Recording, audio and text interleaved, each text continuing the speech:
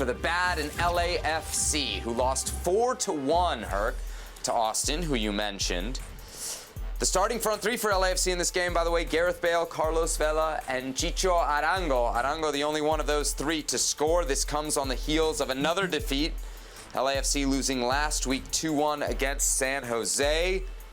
How worried should LAFC fans be? Are we looking at another setup for a postseason collapse?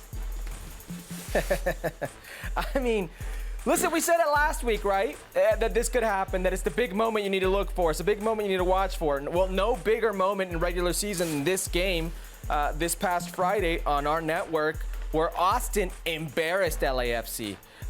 They've given up 6 goals in 2 games. And it's not just the last 2 games that they've lost that's been an issue. You remember that DC game midweek that they played here in Los Angeles? Yep. That seemed Birdbaum red card.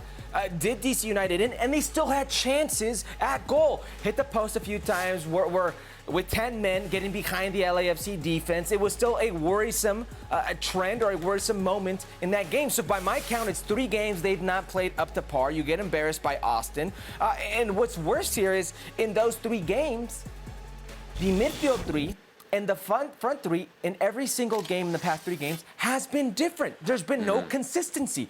And what you keep trying to do is you keep trying to mask over, and I shouldn't say mask over because before this there weren't any problems, but you keep trying to bring in more players, more talent, and what you're doing is kind of stifling one talent, stifling a talent, I should say. In Opoku, who's having a very good season, and all of a sudden is in and out of the lineup, can't find himself getting that consistent time or look that he needed, but you've got Teo, you've got Chiellini, you've got Bale, you've got Bolanga, you've got all these different players coming in. You just can't find that set 11, or you can't play with the set 11. And we talked about it last week here, and my take was it shouldn't hurt you. And Mao was saying if it ain't broke, don't fix it type of deal. I'm starting to lean towards a little bit there, especially, and I should have prefixed all this with, let's not take anything away from Austin FC. What Austin did to LAFC, the way they embarrassed them, confirmed to me that out of the West, the road to MLS Cup goes through Austin. So credit to Austin first, and then we concentrate on LAFC. Okay, so what you're saying here really is that LAFC are not only no longer MLS Cup favorites, they're not even your favorites to get out of the Western Conference. You have now put Austin at the top of the list. They beat LAFC in Los Angeles. They humiliated LAFC in Austin. I just think they're a team right now that's playing at another level. And when they seem to play against LAFC, they seem to figure out the way, sitting in, because they did sit in versus LAFC, exploiting them in transition, really hurting them.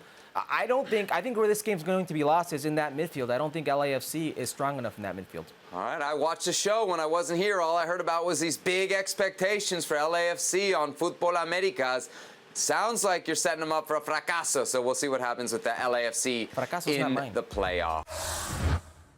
Well, thank you very much for watching ESPN on YouTube. For more sports highlights and analysis, be sure to download the ESPN app. And for live streaming, premium content, and let's not forget as well, ESPN FC 7 days a week. Subscribe to ESPN+.